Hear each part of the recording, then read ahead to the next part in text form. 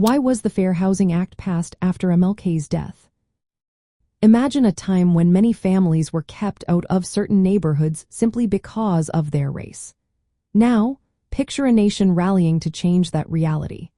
That's what happened after the death of Martin Luther King Jr. The Fair Housing Act was passed to fight housing discrimination and promote fair access for all.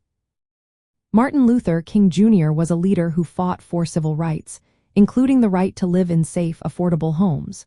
His efforts, especially through the Chicago Freedom Movement in 1966, challenged unfair housing practices that kept Black Americans from better neighborhoods.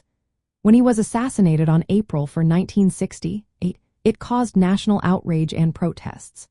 People saw how deep racial inequality ran, especially in housing. Within just a few days, Congress responded by passing the Fair Housing Act. President Lyndon Johnson signed it into law on April 11, 1968.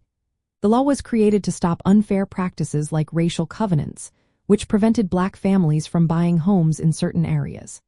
It also targeted redlining, where banks refused loans to people in predominantly Black neighborhoods, and exploitative contract sales that kept families in debt without real ownership. The law aimed to open doors that had been closed for decades. It made it illegal to refuse to sell or rent homes based on race, religion, or national origin. This was a big step toward making housing more equal and helping Black families build wealth through homeownership. Building wealth through real estate is key for passing down assets and creating economic stability across generations.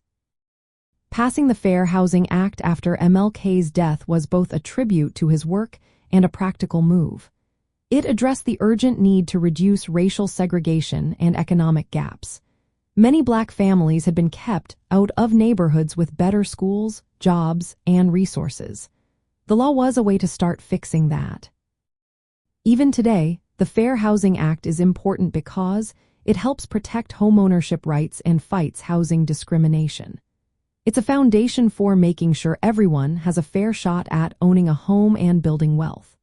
The law shows how civil rights and economic justice are connected, and it continues to support efforts to create fair housing opportunities for all.